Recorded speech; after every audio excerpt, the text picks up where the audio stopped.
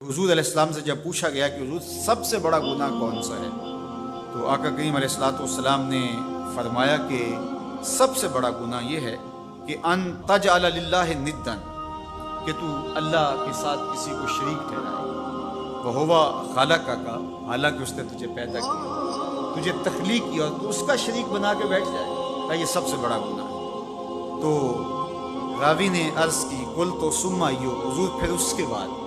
تو آقا کریم نے فرمایا ثم ان تقتل ولدک خشیۃ ان یطعم معک، تو بچے کو اس لیے قتل کر دے کہ یہ کس طرح میں اس کو پال سکوں گا، بچے کو ضائع کر دینا، اس کو قتل کر دینا۔ اللہ فرماتا ہے نحن نرزقکم وایاہم، ہم تمہیں بھی رزق دیتے ہیں، ان کو بھی دیتے ہیں۔ تیسری بات حضور نے فرمایا ان تزانی بحلیلۃ جارک، آپ ہمسائے کی بیوی کے ساتھ بدکاری کریں تو یہ بڑے گناہوں میں سے۔ ہمسایہ ماں جائے کی طرح ہوتا ہے، اس کی دیوار سانجھی ہوتی ہے، اس کی عزت سانجھی ہوتی ہے، اور اگر کوئی شخص طاق میں رہے اور ہمسایوں کے گھر گھس کے ان کی آبرو ریزی کر دے تو یہ تین بڑے گناہ جو ہیں ان میں سے ایک بڑا گناہ اللہ کے محبوب علیہ السلام نے ارشاد فرمایا۔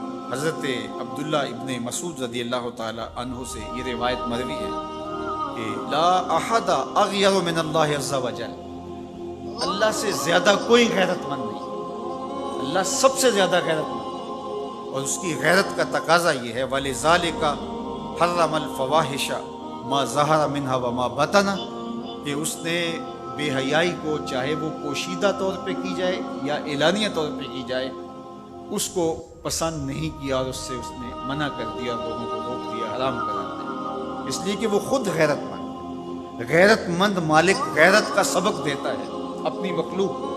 اللہ تعالیٰ قرآن مجید میں ارشاد فرمایا وَلَا تَقْرَبُوا الْفَوَاحِشَ مَا ظَهَرَ مِنْهَا وَمَا بَطَنَ، فحش کام کے قریب نہ جانا، وہ اعلانیہ طور پہ کرو یا وہ مخفی طور پہ کرو۔ تو مفسرین نے لکھا کہ جو بدکاری ہے وہ مخفی فحش ہے، اور شراب نوشی یہ اعلانیہ فحش ہے۔ شراب نوش جو ہے وہ چھپ نہیں سکتا، بدکار بعض اوقات ایک مدت کے لیے چھپ جاتا ہے، لیکن یہ بات ذہن میں رکھیے کہ جو بدکار ہے وہ دنیا کے اوپر رسوا ضرور ہوتا ہے، اس کے چہرے کا نور چھین لیا جاتا ہے اور اس کے اوپر مصیبتیں مسلط کر دی جاتی ہیں، اور اللہ کے قہر و غضب کا شکار ہوتا ہے، اس کی دعائیں قبول نہیں ہوتی، نیک لوگوں کی دعاؤں سے اس کا حصہ نکال لیا جاتا ہے، لیکن بہرحال ایک مدت کے لیے چھپ جاتا ہے۔ لیکن شرابی اپنے جرم کو نہیں چھپا پاتا، تو کہا کہ جو مخفی جرم ہے وہ بدکاری ہے، اور جو ارشاد فرمایا قرآن نے کہ جو ظاہر جرم ہے اس سے مراد جو ہے وہ الخمر ہے، شراب ہے، اور ہر نشہ دینے والی چیز سے حرام کی حرمت آئی، کل مسکر خمر وکل خمر حرام، فرمایا ہر نشہ آور چیز شراب ہے اور ہر شراب حرام قرار دے دی گئی۔ اب یہاں بھی لوگ دلیلیں لے کے بیٹھ جاتے ہیں، میاں وہ بھی ایک مشروب ہے، اس سے کیا فرق پڑتا ہے؟ میاں جب رب نے کہہ دیا تو بات ختم ہو گئی۔ ایک یہودی کے پاس ایک مسلمان مہمان ٹھہرا تو اس نے انگور پیش کیے، تو اس نے بڑے شوق سے لیے، تو تھوڑی دیر کے بعد وہ شراب لے آیا۔ اس نے کہا استغفر اللہ، میں مسلمان ہوں، میں شراب نہیں لیتا۔ تو اس نے ہنس کے کہا یہ جو انگور آپ نے کھائے ہیں شراب اسی سے کشید ہوتی ہے۔ تو اس مسلمان نے کہا کہ آپ کی اہلیہ کدھر ہے؟ تو وہ اپنی اہلیہ کو بلا لایا، تو کہا آپ کی کوئی اولاد بھی ہے؟ کہا ہاں میری بیٹی ہے، اس کو بھی بلا لاؤ۔ تو اس کو بھی بلا لایا۔ جب دونوں آ کھڑی ہوئی تو کہا کہ یہ حلال ہے تیرے لیے اور یہ بیٹی اسی کی ہے اور یہ حلال نہیں۔ تو جب اس یہودی نے یہ بات سنی فقال اشہد ان لا الہ الا اللہ وحدہ لا شریک لہ واشہد ان محمدا عبدہ۔ کہا اتنی خوبصورت دلیل، اتنی خوبصورت دلیل۔ کہا انگور سے شراب نکلی ہے تو شراب حرام کیوں، انگور حلال کیوں؟